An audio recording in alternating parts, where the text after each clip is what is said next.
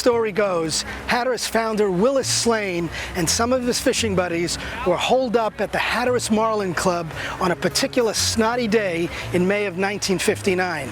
A nor'easter was ripping up the inlet, and it was suicidal to be out in the water. And Slane was overheard lamenting how if he only had a boat that could take that kind of punishment, he'd be out in the slop.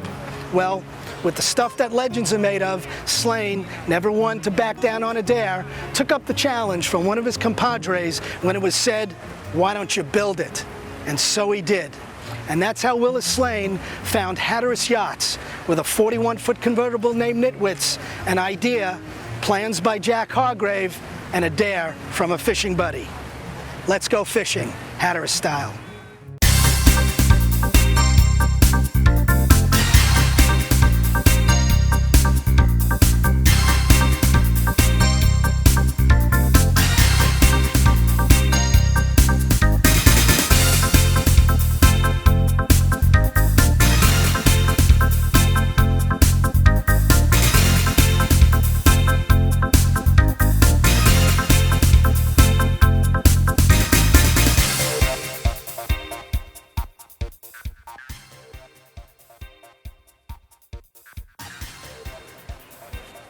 As you can see, the docks are empty right now, but in a few hours from now, there's going to be lots of action and hustle and bustle here as these big sport fishing boats come back from a day of fishing.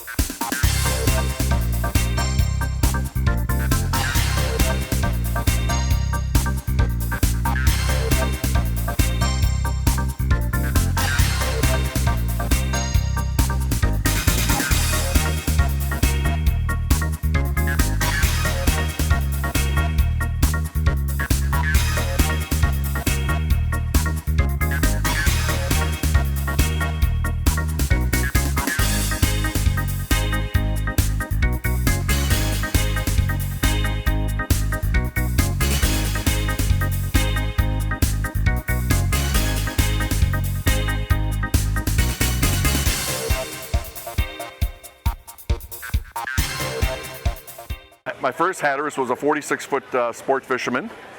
Then I had sold that and bought another 46 sport fisherman that was newer. At that time, I then traded up to a 52-foot sport fisherman. Kept that for about 8 years. Got out of boating a little bit because I was devoting a lot of time to my, my job and my business. And the business has actually allowed me to get back into boating. Actually, I purchased a 70-footer, heard about the 68 coming out, and quick switch gears and told the dealer I want the 68 versus the 70. Dealer told me I had to wait 2 years. I said I'm willing to wait. And actually this month is the 1-year anniversary of owning this boat. Actually my fourth Hatteras, and it's something that I just love. I love fishing. It's something that the family can do. It's family orientated. So I guess it just goes hand in hand. My kids are growing up with grandkids now, which enjoy coming to, getting on the boat and swimming or fishing or whatever. And when they fish, they catch little things or big things, and they're all happy about it. This is the first enclosed flybridge boat that I've ever owned. I like the comfort. I like the, getting there and getting back, and you're not all beat up, you're not all sweaty and everything. You're nice, cool. That's one reason why I went with the enclosed bridge. Why I went with the 68-footer, it's the width, it's the beam, it's how wide it is. I mean, from a 70 to a 68, even though people say, well, you went smaller, you didn't go smaller when you got 3.5 feet wider. that you're standing on. So I mean, it's just the sheer beam of this boat convinced me that's why I wanted this boat. We cruise at about 25 knots, and when you're in 4 to 6 foot seas, 25 knots I think is a very respectable speed to cruise at. You know, Hatteras is known to build heavy boats. They're durable, they're rugged, they don't come apart underneath you. You know, they just give you a real solid, smooth ride. What I like about Hatteras is it's the people. The people are very family orientated, they're very customer orientated. They stand behind what they build, and that's very important to me, because I just don't want to give somebody a check, take a boat, and then they forgot who I was. You know, I can call them up, they know who I am on, you know, the name of the boat, who I am on first name basis. To me, that's very important on how, you know, it's building relationships and standing behind what you build. And that's why I stay with Hatteras. I've been boating my entire life. It started with my grandfather, father, and it's been my entire life. This boat gets a very diverse use. I fish tournaments with the guys. We do significant offshore fishing in New Jersey with the guys. Sometimes the family comes along, do extensive cruising with the family. Travel to the Bahamas, travel to Key West, travel to Florida during the winter months, and use it as a second or third home during the winter months. And that I can say that I continue with Hatteras. I purchased 3 Hatterases. It's a significant investment each one. I'll be purchasing an additional one in the near future. They stand behind their product. I feel very comfortable when I sign that big check. I got a company behind me. They're there, the warranty work is there, the support surface is there. It's what you're looking for. If I have a problem offshore, I can call and get assistance. The biggest thing I like about Hatteras is knowing it's going to get me home safe. That was the main decision I purchased a Hatteras. The electrical systems, the fuel systems, all the important components, the hull. I fish 90 to 100 miles offshore all the time. And bring my family out with me. I wanted a safe boat. I grew up on boats. Probably had about 5 before this. Went from 24 foot to 29, then to 38 Henrique, and then from 38 Henrique I jumped to the 54 Hatteras. I love my Hatteras because for us it's an all-around boat. We just don't just fish.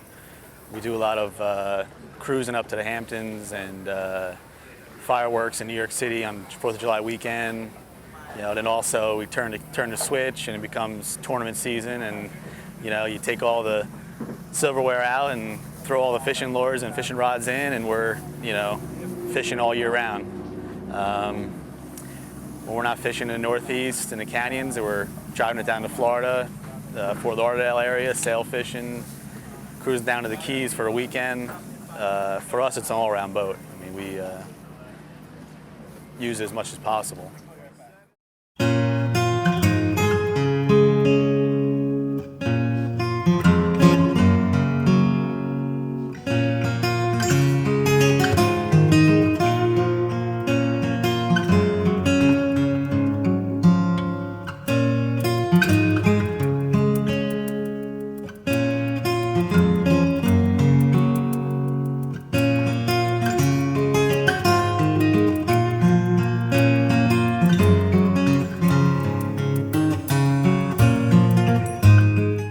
Here, this is a ballyhoo. We have 2 different types of teasers we'll be pulling. It'll be a mullet dredge and a ballyhoo dredge. These are obviously the ballyhoos, the long, slender bill. And right now, I'll just be preparing them by poking their eyes out and squeezing the excrement out of the bottom part of the ballyhoo and rigging them on a Hawaiian Islander with a pin, and it snaps onto what's called a dredge, which is a big metal teaser, which I'll show you guys tomorrow. But right now, I'm basically just getting them ready for to put on the dredge tomorrow morning. So just preparing them. A lot of preparation goes into it. I mean, to fish these 3 days, we rig for 3 days straight. So a lot goes into it. The problem with the heat out here, you see how these buckets all ice down?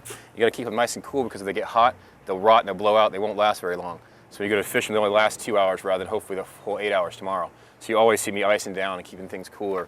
When it's cooler out, it's not so bad. But a day like today with direct sun, it's hard. You pop the eyes out, because when you go to rig them as a teaser, copper wire goes through the eyes twice. With the eyes not there, it's just a lot faster to do it, a lot more efficient. And all these baits, these ballyhoos are all caught down the Keys, like Marathon and Big Pine. Well, the secret is basically driving over them when you're in the right spot. These teasers, what they simulate on these big spreader bars, which I'll show you, simulate big schools of fish behind the back of the boat.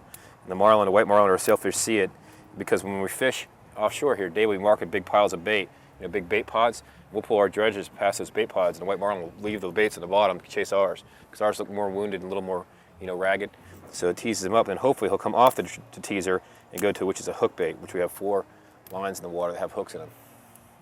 Yep, I break the noses off also, because when I go to rigging, I'll show you the rigging process next. I wrap the copper wire around right here and stop. And there's no need for that. That would make him spin. If you left that on there and he's pulled to the water, he'll spin. But if you break that off, he swims a lot straighter. Just breaking his back. When you break his back, it allows him to be flexible so he swims when he goes through the water. Generally, it depends on who the designated angler is. The angler goes to the pole, which is close to the teaser where the fish is, and he'll pick up the rod. It's either a short rigger or a flat line or a long rigger. And Dave has the best vantage point from being up above. He usually tells the angler where to go and directs traffic in the cockpit because of his stance, how high he is. And that's it. You'll see tomorrow, hopefully, how that goes. And generally, it's not as smooth as that. Generally, it's a lot of yelling and screaming. So, the best way to set the hook on a white marlin, we use circle hooks, which is relatively new technology, or it's become very popular, circle hooks, because of conservation. The circle hook hooks the white marlin in the corner of the mouth rather than down in the gut. So when the white marlin shows up off the teaser, you go to set the hook. You put it in the free spool for a number of seconds, 1, 2, or 3 seconds, depending upon the strike. You put the reel up in gear, you come tight, you just crank down nice to him, the fish comes tight, and it generally comes up jumping. And it happens really fast. I mean, it happens in a matter of seconds, And the key to it is to beat the rod before the fish eats it, so you can drop back to him.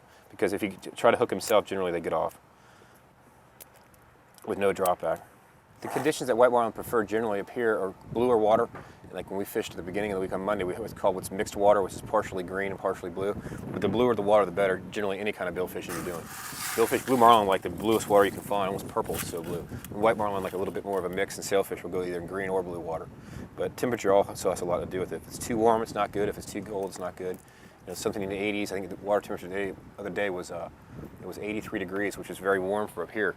But in South Florida, where I fish, that'd be considered cool this time of year. We're in the 90s right now. Tomorrow, once everything is said and done, we'll have used probably 55 bullets, which are in that cooler, 55 of these, and probably 150 baits total all day. Yeah, each day. And we come in tomorrow, you'll notice I'll cut all these back and do this all again over tomorrow afternoon on the right end. And the following day we start fresh all over again. This is the next phase of our ballyhoo teasers. These are the pin rigs that I'm going to put the ballyhoos on that we prepared earlier. And I'll stick these up here. And you take one of these, which is called an Islander or a Hawaiian eye. It just puts a head in front of the ballyhoos with imitation eyes. It also breaks the water up so the ballyhoo doesn't wash out quite as fast. And the blue and white colors also emulate colors of schooling baitfish or nervous baitfish.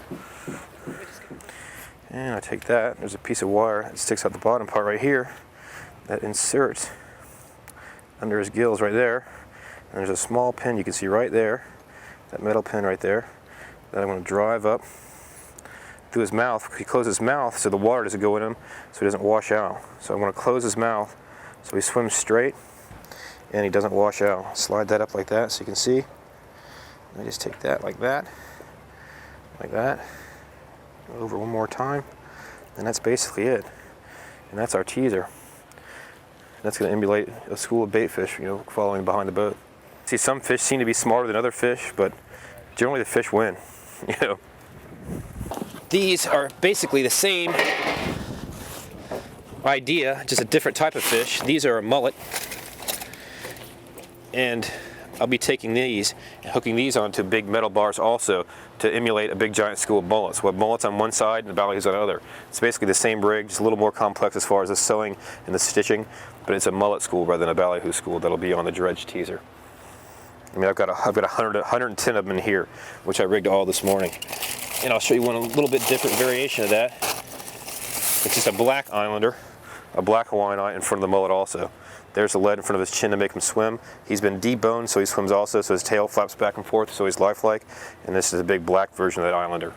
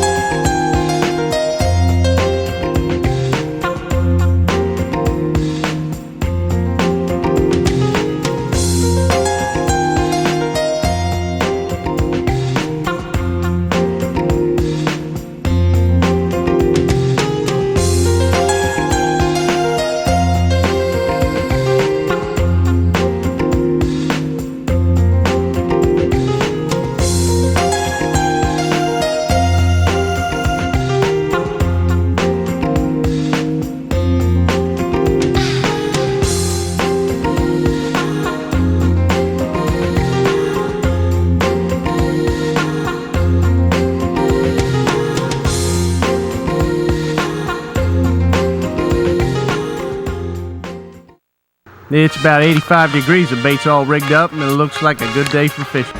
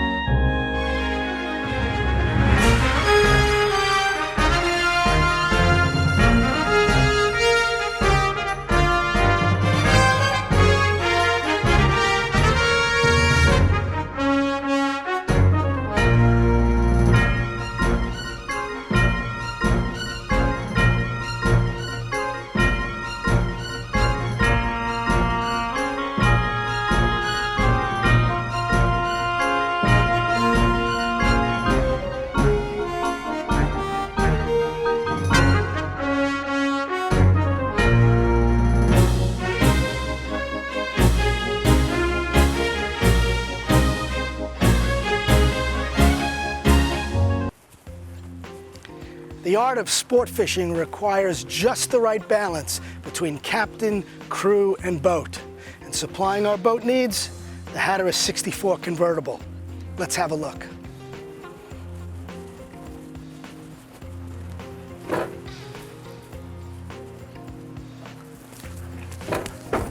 The business end of the Hatteras 64 convertible is right here in her almost 200 square foot cockpit. Now, with that kind of space, there are a lot of features, so let's take a look at them. Starts right here up on the mezzanine. Great comfortable spot. You can watch all the action. But in addition, under this cushion and this cushion, a pair of freezer units for all your baits. Now, as long as we're here, a pair of tackle lockers right here. As you can see, plenty of room for all your gear. And this compartment opens up for access to the engine room. We're going to take a look at that later. Over here, under these steps, additional stowage areas. And under the top step, drink cooler.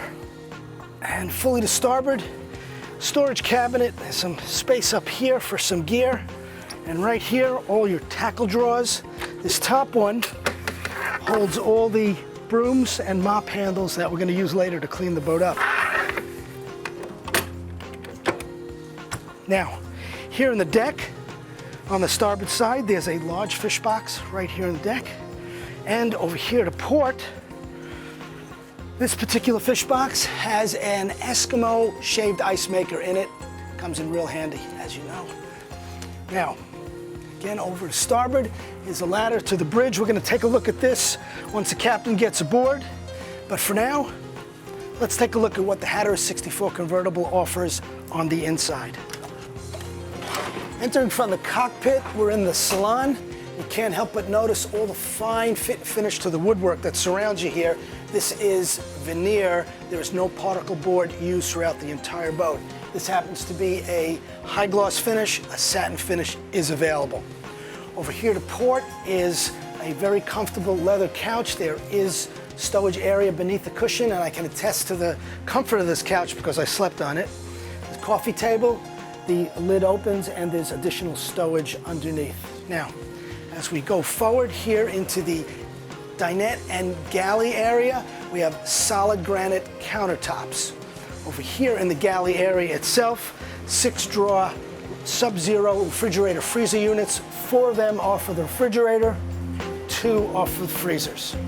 Here on this side, we have a 4-burner electric stovetop. Plenty of storage cabinets. The microwave oven is right over here. And take a look at this. Look how deep this goes. Plenty of room for all your stuff. Trash compactor and additional storage cabinet here. Now right down here we have the living accommodations. Before we do that, there is a nice deep closet right here to port, and over to starboard, yet another one. Now, let's go take a look at those rooms. Okay, the Hatteras 64 convertible has a 3-stateroom, 3-head layout. 4-peak, of course, is forward. There is a double berth stateroom right here to port with its own ensuite head. The head for the 4-peak is right here to starboard. As we move aft, there's a closet here for the washer dryer. And right here, the full beam port light to port light master. Now this is really special aboard a 64-footer, so let's take a look at it.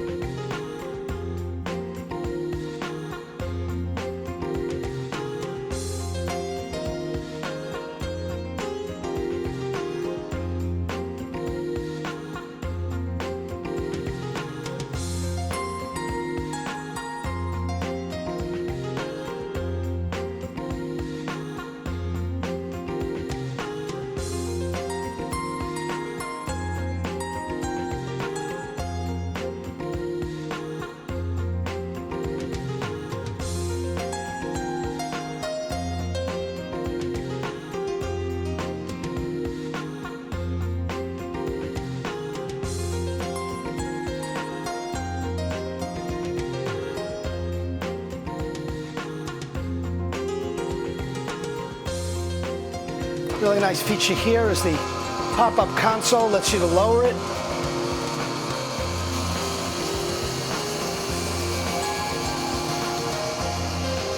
The electric teaser wheels are located right above the captain's head. They're very conveniently located, make for easy access. Okay, now let's have a look at that engine room space. Very easily accessed. Just move away these cushions. Hydraulic lift gets you open right down below.